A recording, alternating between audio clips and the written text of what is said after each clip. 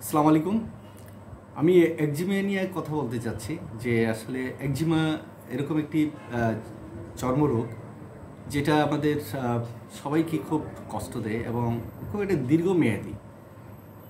অনেকের এই মানে এই একজিমা খুব ভয়াবহ রূপ নেয়। এটা সারা জীবন এটা সঙ্গী করে রাখতে হয়। তাতে দেখা যায় যে শরীরের চামড়া আহ, বিভিন্ন রকমের রং ধারণ করে কালচে হয়ে যায়, বিশ্রী অবস্থা হয়ে যায়, খুবই বিশ্রী অবস্থা দেখা যায়। পায়ে হয়, হাতের হাতের কনুই এখানে হয়, কিংবা শরীরে হয়, হাঁটুতে হয়, বিভিন্ন জায়গায় এই একজিমা হয়, মাথায়ও হয়। তো এটা অসুন্দর একটি জীবন তখন ধারণ করতে হয় এবং মানুষের সামনে যেতে নিজের কাছে একটু মানে খুবই বিরক্ত কিংবা একটু লজ্জা লজ্জা বোধ হয়। তো এইগুলো হয় চামড়ায় ছোট ছোট উদ্ভিদ বের হয় এবং খুব চুলকায়। চুলকাতে চুলকাতে অনেক সময় চুলকানোর পরে খুব জ্বালা করে, অনেকে দেখা যায় যে মধুর মতো রস পড়ে, হ্যাঁ, এবং কিছুদিন পরে ওটা কালো হয়ে যায়। যখন কালো হয়ে যায় খুবই বিশ্রী হয়ে যায়, জ্বালা যন্ত্রণা আছে অনেকে। এটা নিয়ে অনেকে মানে বিভিন্ন ডাক্তারের কাছে যাচ্ছে, কিন্তু তারপরও দেখা যায় যে নির্মূল অনেক সময় হয় না। আবার যদি হয়ও তাহলে দেখা যায় যে এটা মানে যে সাপ্রেসড করা হয়, যে চাপা দিয়ে দেওয়া হয়, তখন এই চাপা দেওয়ার কারণে দেখা যায় যে হার্টের সমস্যা দেখা দেয়, কিংবা কিডনির প্রবলেম দেখা দেয়, মস্তিষ্কের প্রবলেম দেখা দেয়, নানা ধরনের সমস্যা হয়।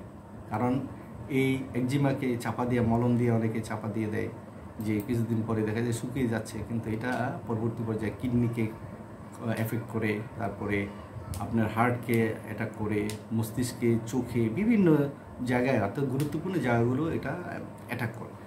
তো দেখা যায় যে এই যে অনেক সময় এই এই চামড়াটা শুকনো এবং ফাটা ফাটা দেখা যায়, আপনার এটা খুব জ্বালাকর এবং খুব চুলকানি হয়। এটা আর দেখা যায় অনেকে যাদের দাড়ি আছে, দাড়িতে একজিমা হয়। তারপরে একটা চটার মতন হয়, এই চটা মানে উপরে একটা ইয়ের মতন, মানে টুপি পরার মতন যেরকম, এরকম হয়।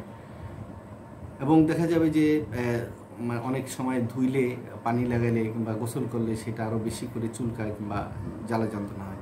তবে বেটি প্রকৃতির মানুষের এইটা বেশি হয়। আর যাদের গুটিকা দোষ আছে কিংবা গণ্ডমালা ধাতুর যারা লোক আছে, তাদের এই সমস্যাটা হয়।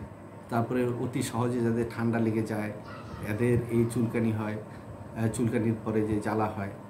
এই সমস্ত বিষয়গুলো আপনাদের যদি জানা থাকে, তাহলে আপনারা নিজেরও একটু সাবধান থাকতে, একটু পয় পরিষ্কার থাকা, খাওয়া খাইতো একটু পছন্দ মতো খাওয়া, কিংবা ব্যায়াম করা, সাঁতার কাটা, কাজ করা।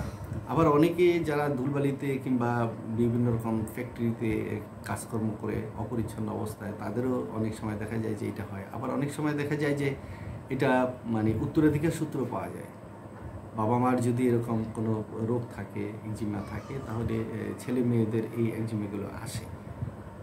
তো এটা দেখা যাবে যে অনেক সময় দুর্গন্ধ হয়, কানের পিছনে হয়, কান থেকে পুঁজ পড়ে। তারপরে অনেকের দেখবেন যে পূর্ণিমাতে আসলে এটা মানে বাড়ে।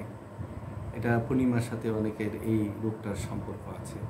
তারপরে অনেক সময় দেখা যায় আবার ঠান্ডা দিলে আবার ঠান্ডায় কমে, আবার অনেকের গরম ছেঁক দিলে যন্ত্রণা কমে। বিভিন্ন রকমের আছে, এক একটা মানুষ তো এক এক রকমের শরীর এবং সহনশীলতা নিয়ে বেড়ে উঠি, স্বাভাবিক যে এই সমস্যাগুলো থাকে।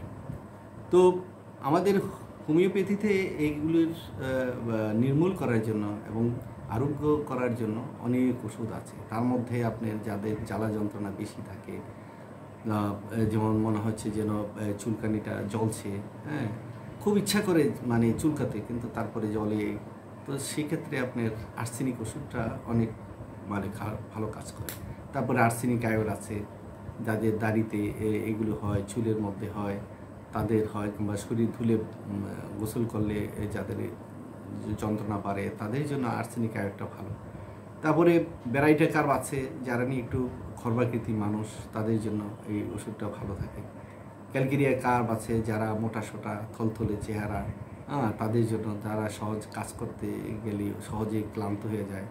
তারপরে যাদের সহজেই ঠান্ডা লাগে, সর্দি কাশি হয়, হ্যাঁ, তাদের জন্য দেখা যায় যে ক্যালকেরিয়া কার্ভ ওষুধটা খুবই ভালো কাজ করে। হিপার সালফ আছে, যে অনেকেই দেখবেন যে সামান্য একটু আঘাত হলেই, কোনো জায়গায় আঁচড় লাগলেই সেখানে পুঁজ হয়ে যায়। এই ক্ষেত্রে দেখা যায় সেটা পরে ক্ষত হয়, ক্ষতটা আপনার কেউ কালচে হয়ে যায়, কিংবা তামার যেরকম রং শরীরটা সেরকম হয়ে যায়। তো এই বিষয়গুলো যদি আপনারা খেয়াল রাখেন, তাহলে আপনার অবশ্যই এই রোগ থেকে মুক্তি পেতে পারেন।